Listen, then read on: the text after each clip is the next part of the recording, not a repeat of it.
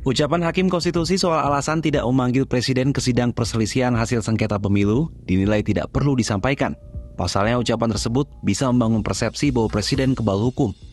Atas dasar itu, MK dianggap membatasi dirinya sendiri. Pertanyaannya, benarkah Presiden kebal hukum?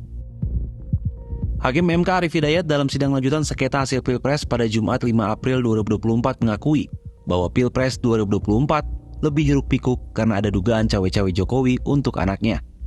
Namun Arief merasa tak elok jika harus memanggil kepala negara ke persidangan. Nah, cawe-cawenya kepala negara ini, Mahkamah sebetulnya juga kita memanggil kepala negara, Presiden Republik Indonesia. Kelihatannya kan kurang elok. Karena Presiden sekaligus kepala negara dan kepala pemerintahan. Kalau hanya sekedar kepala pemerintahan akan kita hadirkan di persidangan ini. Tapi karena Presiden sebagai kepala negara, simbol negara yang harus kita junjung tinggi oleh semua stakeholder, maka kita memanggil para pembantunya. Dan pembantunya ini yang berkaitan dengan dalil pemohon. Terkait hal ini, Ketua Komite Independen Pemantau Pemilu atau KIPP Kaka Suminta menyampaikan Presiden dapat dipanggil ke sidang sesuai kebutuhan. Ungkapan Hakim Konstitusi seolah membenarkan mitos bahwa Presiden tak bisa diadili. Hal ini disampaikan Kaka saat dihubungi dari Jakarta Sabtu 6 April 2024.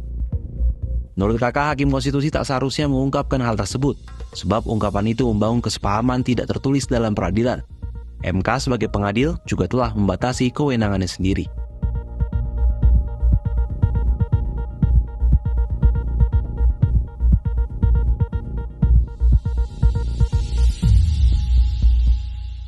Ia juga menyoroti kehadiran 4 menteri Presiden Jokowi tidak secara mendalam digali keterangannya oleh MK.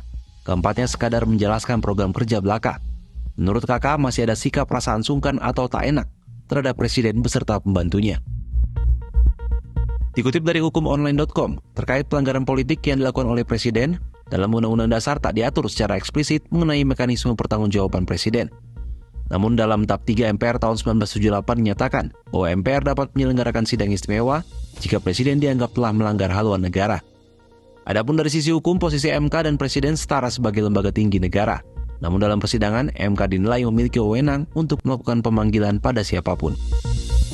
Hal ini semakin rumit karena hingga saat ini belum ada undang-undang khusus yang mengatur tentang lembaga kepresidenan.